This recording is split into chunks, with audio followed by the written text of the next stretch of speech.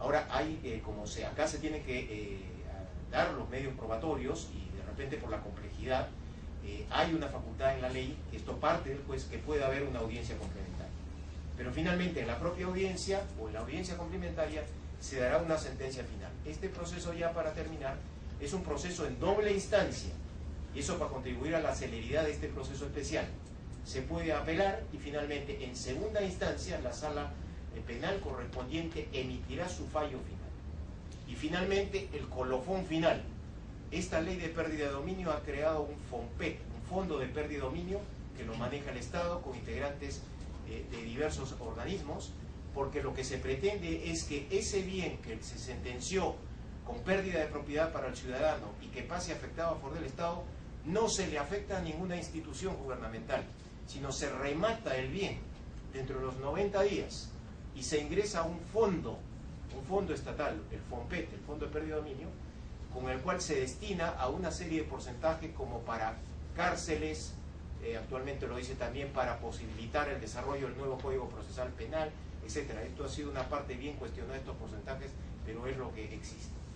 Y si finalmente, luego del proceso penal principal, el afectado se le encuentra inocente de los cargos de estos delitos base, entonces tendrá que recurrir al juez del proceso de pérdida de dominio para que se le devuelva ya no el bien, sino el valor comercial que está sustraído en este fondo patrimonial, el valor del bien cuando se le tomó una medida cautelar hace tiempo atrás y se le inició el proceso de pérdida de dominio. Entonces, ahí nomás quedamos, ahí nomás, eso dejémoslo para después. Entonces, en una exposición apretada, me disculparán, pero creo que he dado una pincelada general sobre lo primordial de dos aspectos de lavado de activos y de pérdida de dominio, para ser complementada por los colegas que están en mesa, que son los panelistas invitados. Muchas gracias, doctor Pérez. Muchas gracias, le damos un aplauso.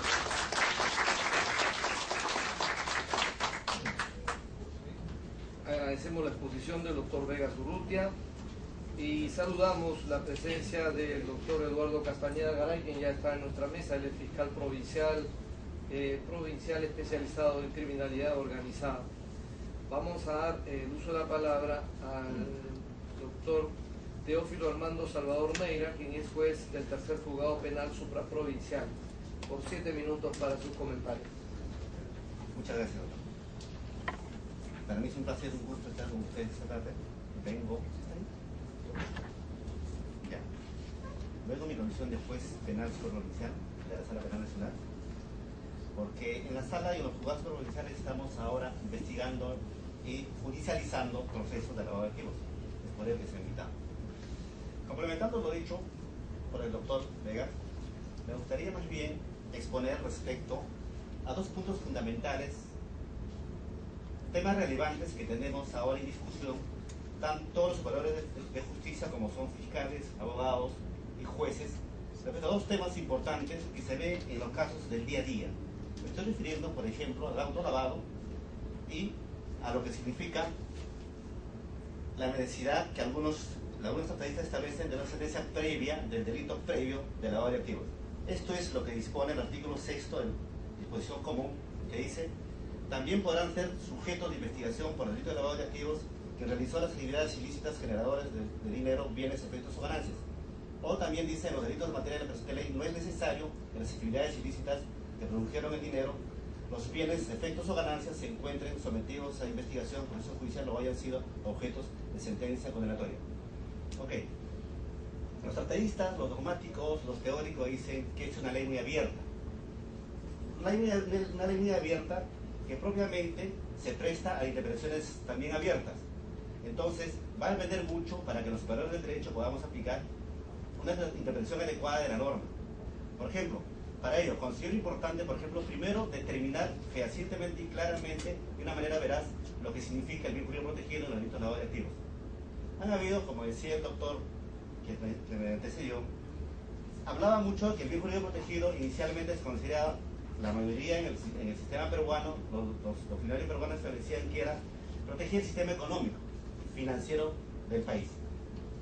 Pero luego, haciendo ya una serie de discusiones, luego de una serie de ponencias, se ha establecido que no solamente es el bien jurídico protegido del sistema económico, sino también es el sistema de justicia en sí.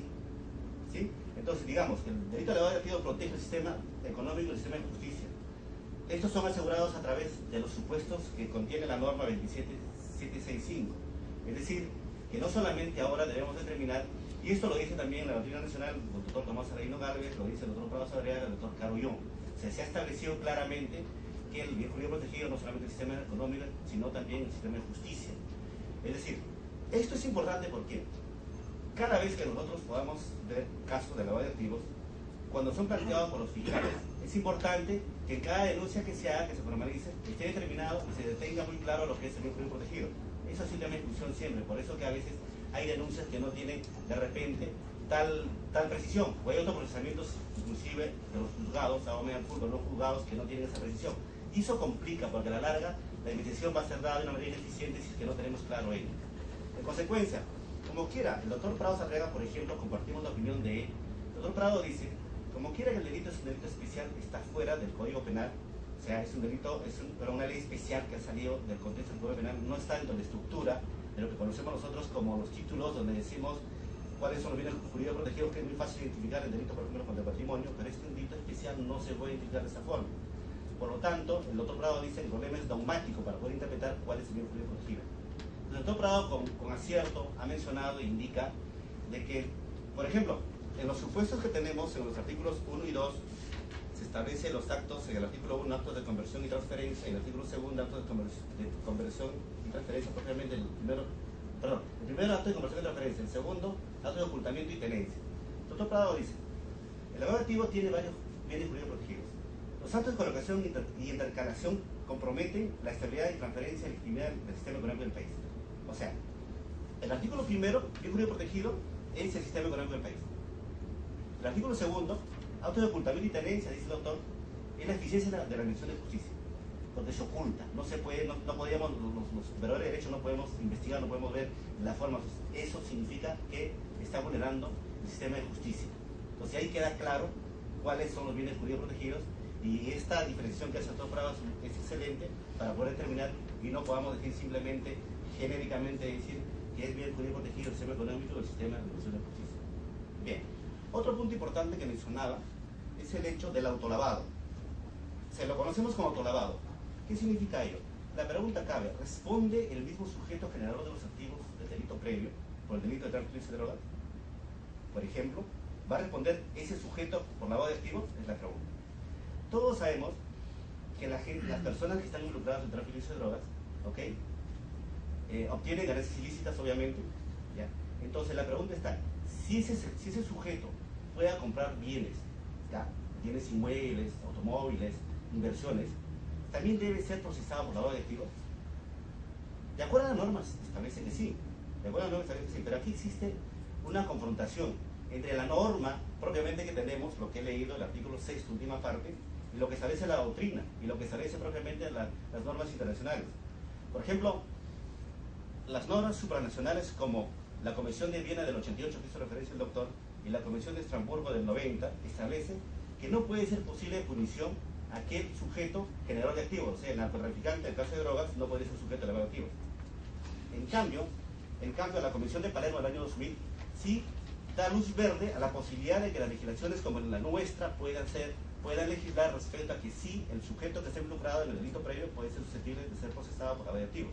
Entonces hay una confrontación en normas supranacionales y las normas. Yo supongo el legislador peruano ha tomado como referencia la Convención de Palermo.